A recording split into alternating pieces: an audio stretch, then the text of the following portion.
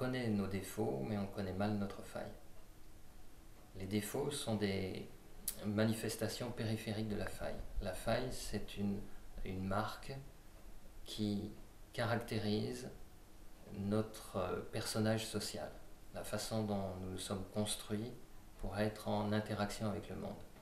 C'est-à-dire que, je vais prendre un exemple, quelqu'un qui se sent rejeté par les autres va se construire à partir de cette peur du rejet, de cette sensation du rejet. Et cette construction va faire que la faille va manifester des stratégies. Les stratégies, c'est par exemple, si j'ai peur de vivre le rejet, je vais mettre en place des paroles, des actions, des comportements qui vont tenter de produire le contraire du rejet, l'accueil, l'affection, la reconnaissance. Et cette sensation du rejet, c'est le point fondamental de la faille, donne cette impression profonde, cette sensation difficile d'être un gouffre. On ne veut pas vivre le rejet, on ne veut pas tomber dans le gouffre du rejet. Alors comme on ne veut pas le faire, on construit un personnage, ce que j'appelle le personnage social, qui se débat, qui se défend à travers des stratégies. Ce combat par les stratégies, c'est un combat douloureux qui nous porte à être souvent en conflit avec les autres, à rester en surface de notre existence, à nous projeter vers l'extérieur.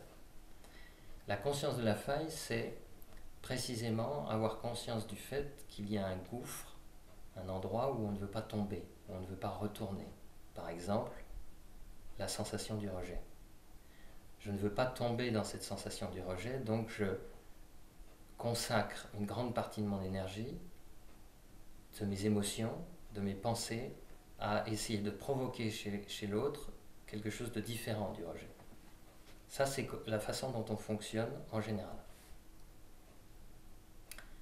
Avec la conscience de la faille, on réalise que notre demande d'amour, parce que la demande d'amour c'est une dimension universelle pour l'être humain, notre demande d'amour c'est manifesté dans notre histoire personnelle sous la forme de la peur du rejet. C'est un exemple, la peur du rejet, qui est la faille. Demande d'amour qui se transforme en peur du rejet, qui s'exprime concrètement et de façon visible par des stratégies pour obtenir l'affection, la reconnaissance, le non-rejet de la part des autres. La conscience de la faille, c'est une conscience de ces trois niveaux, de ces trois éléments. Demande d'amour, faille spécifique, par exemple peur du rejet, et stratégie pour ne pas vivre le rejet. Quand je dis qu'il y a une faille gouffre, que la faille a le goût d'un gouffre, que la faille est comme un gouffre, c'est parce qu'il y a une sensation à l'intérieur de cette prise de conscience que c'est justement cet endroit où on ne veut pas aller. Je ne veux pas tomber dans le gouffre de la sensation du rejet parce que j'ai déjà connu ça dans ma vie, c'est terrible, donc je dois le fuir à tout prix. Dans l'exercice de la conscience de la faille, il y a une sorte de perspective différente. C'est en revenant à cette interprétation du gouffre qu'on va découvrir un passage. On est là justement pour travailler ce rejet et découvrir qu'à l'envers du rejet, il y a quelque chose qui nous concerne intimement, c'est-à-dire qu'à l'envers du rejet, il y a le sens profond, par exemple, de l'accueil ou de l'acceptation. Mais pas l'accueil ou l'acceptation de la part des autres, mais l'accueil ou l'acceptation qui sont des valeurs de l'âme. Donc quand je dis qu'on passe de la sensation du gouffre à la sensation du passage, c'est parce qu'on fait l'expérience de la faille comme d'une porte qui nous ramène aux valeurs qui sont à l'origine de cette faille. Si j'ai peur du rejet, c'est que pour moi, il est très important de vivre l'accueil. Je suis peut-être venu travailler principalement l'accueil, donc la marque de ce travail, c'est la faille, peur du rejet. L'exercice consiste à reconnaître l'existence de cette faille, à la formuler de la manière la plus précise possible, pour s'en servir au quotidien comme d'une formule de rappel. à chaque fois qu'on ressent un malaise, il y a de grandes chances que ce malaise soit en rapport avec cette faille. De grandes chances. Et au moment du malaise, le fait de se dire c'est la peur du rejet, c'est juste ça qui se passe et rien d'autre, ça nous ramène très près de la sensation du gouffre que l'on essayait de fuir. Si on ne la fuit pas, moi je garantis qu'à un moment ou un autre, peut-être pas la première fois, on va découvrir qu'il y a là une porte qui nous ramène à l'âme. Plus sûrement encore que le simple fait de pratiquer une méditation ou de jouer à saute-mouton en essayant de contourner les émotions, les failles, de passer par-dessus les contraintes de l'incarnation en essayant d'aller directement à l'âme. C'est pas impossible. Il y a des grâces, il y a des émergences soudaines, même pour des gens qui ne font pas cet exercice.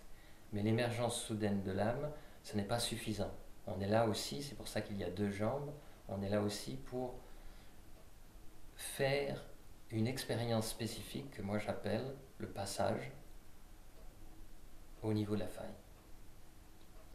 Le sens de chaque incarnation, c'est de pouvoir réaliser l'âme à travers la faille. Ce qui est un petit peu révolutionnaire par rapport aux approches traditionnelles, c'est justement le fait de réconcilier les deux. C'est-à-dire, on parle bien de l'âme comme de la nature profonde, mais on n'exclut pas la faille. On n'essaye pas d'être un pur esprit, dissocié ou qui ne se reconnaît plus dans l'incarnation, comme si l'incarnation était une erreur, quelque chose qu'il fallait réparer, une parenthèse, quelque chose qu'on pouvait éviter. Rencontrer la faille pour ce qu'elle est, c'est aussi un courage pour le chercheur spirituel, puisque ça veut dire que je m'approche de ce qui me fait le plus peur avec la foi qu'à cet endroit je vais trouver une porte vers ce qui m'est le plus cher. Quand on trouve sa faille, on a l'impression de trouver la blessure racine ou le tronc. Et toutes les autres sont des branches en quelque sorte. La demande d'amour en elle-même, c'est un appel. C'est une nostalgie de ce sentiment duquel on est coupé.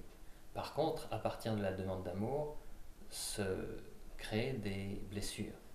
Et toutes sont pratiquement des blessures d'amour de fait. Mais c'est important de reconnaître qu'il y a d'abord une dimension de demande d'amour qui est parfaitement respectable, tout à fait à sa place, qui est lumineuse en elle-même.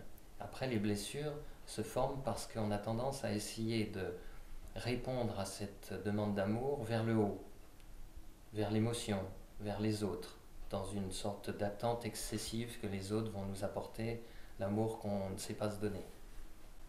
Le chemin sur deux jambes, c'est une réconciliation profonde parce que c'est à la fois une réconciliation avec l'âme. Il y a des personnes qui n'ont pas de contact avec l'âme, qui ne connaissent pas ce ressourcement.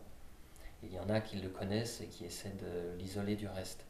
Avec la deuxième jambe, la réconciliation la plus fondamentale, peut-être, c'est celle de réaliser que cette faille n'est pas une erreur et qu'elle nous invite, parfois de façon un peu rugueuse, évidemment, un petit peu dure, à une rencontre intime avec notre nature fondamentale.